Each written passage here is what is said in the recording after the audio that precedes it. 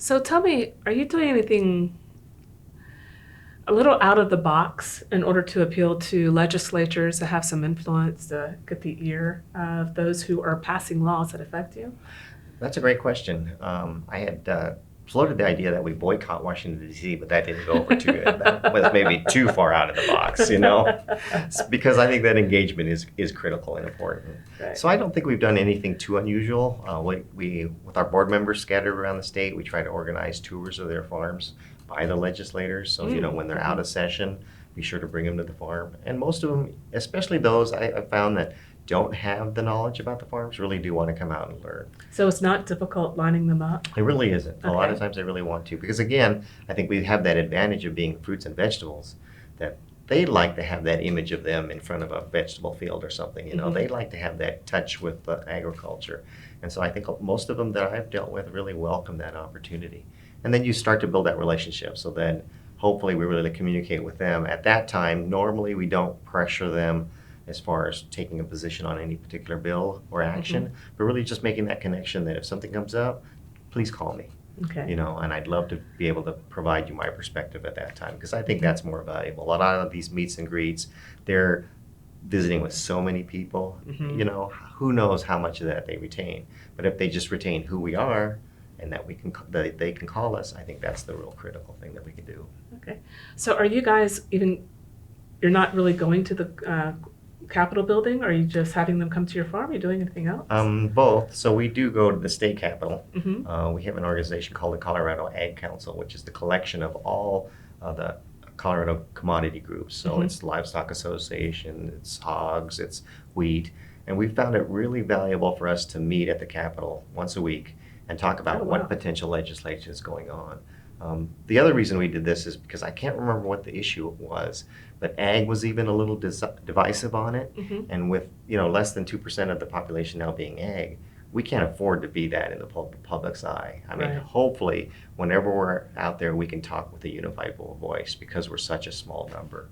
And so we really found it valuable for us to meet across organizations to have a better understanding what issues are there. Okay. And so we're at the Capitol, and it's the other advantage that the Ag Council has provided then is that legislators, instead of going to 20 different ag organizations, can come down in the basement of the Capitol and see us all. We're all right there. Okay. So, it doesn't matter whether it's a transportation bill, whether it's a health care bill, whether it has specifically to do with restrictions on farming.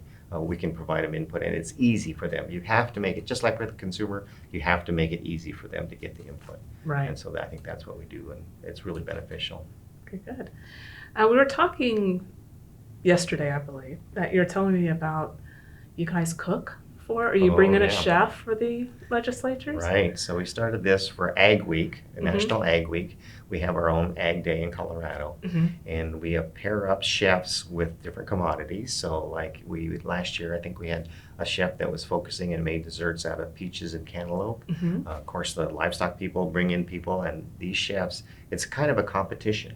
And so each chef is trying to win a prize that we have during that event. So at the Capitol, in the Capitol, we have chefs serving this dish to anybody that wants to come down there. And then we normally have a judging panel that will judge them on the dishes. And the judging panel is usually news media. So we can get some news coverage. I think that's important, trying to figure out, so whether it's print or video, we try to have a judging panel that really can help us pass the word out. And then not only that, it's not just the chef. So we have the chef there. We try to have a producer right there as well, but we also have a legislator there. So it's a team effort, so to speak. Okay. And we try to get legislators that aren't as familiar with agriculture. Most of the time it ends up to be the ag committee members, because they want to show that they're promoting ag, and that's fine. Right. But at least they get the other members of the legislature to come down. And I think even more critical is their staff.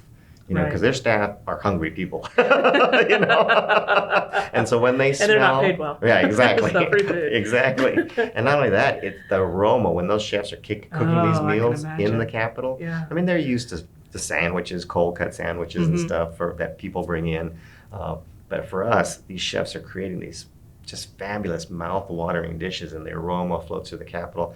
The whole level in the Capitol is just packed with people. Everybody looks forward to Ag Day anymore because of that event. So it's been exciting. How many years have you been doing that? We've been doing this about 9 years now. Oh, wow. Yeah. Okay. Yeah. So originally we were going to put it outside of the Capitol, but that was a real stormy day and Hmm. decided to move it inside. And that was the best thing we could ever do, I think, because then it really attracted a lot of people from within the Capitol. Like I said, all the staff and the legislators. So Okay, good. it's been exciting.